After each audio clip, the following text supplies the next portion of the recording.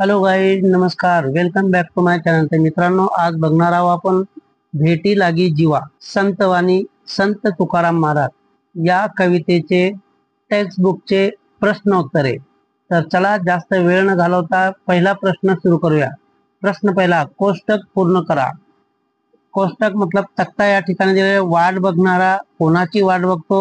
वाट बघण्याचे कारण.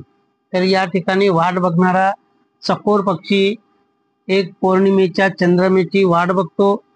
वाट बघण्याचे कारण चंद्रकिरण हे त्याचे जीवन आहे म्हणून. 2. लेख माहेरचे बोलावणे येण्याची दिवाळीला माहेरात जायला मिळते. 3. भुकेलेले बाळ आईची वाट बघते खायला मिळेल म्हणून. 4. संत तुकाराम महाराज पांडुरंगाची श्रीमुख दर्शन पाहायला मिळावे म्हणून. प्रश्न दुसरा, योग्य अर्थ शोधा. आस लागणे म्हणजे ध्यास लागणे, उत्कंठा वाढणे, घाई होणे, तहान लागणे. उत्तर येणार ध्यास लागणे. आ. वाटुली म्हणजे काय? धाटुली वाट, वळण, वाट पाहणे. तर वाटुली म्हणजे वाट. प्रश्न तिसरा, भावार्थाधारित उत्तरे लिहा. 1. संत तुकारामांनी पांडुरंगाच्या भेटीबाबत दिलेल्या दृष्टांतातील तुम्हाला आवडलेला दृष्टांत स्पष्ट करा. उत्तर, श्री विठ्ठलाचे दर्शन व्हावे म्हणून संत तुकारामाच्या मनाला ध्यास लागला आहे. भुकेलिवा बाळ अति शोक करी हा दृष्टांत मला जास्त आवडला, कारण आई आणि बाळ यांचे ममतेचे नाते यातून ठळकपणे दिसून येते.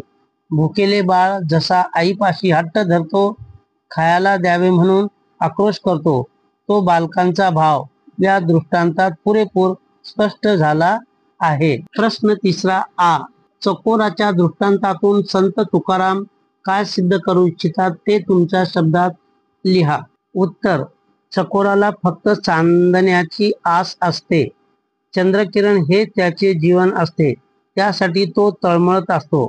म्हणून संत तुकाराम महाराजांना या दृष्टांतातून हे सिद्ध करायचे आहे की चकोराला जसे चांदणे ही एकमेव गोष्ट हवी आहे, तशी मला माझी विठाई एकमेव हवी आहे.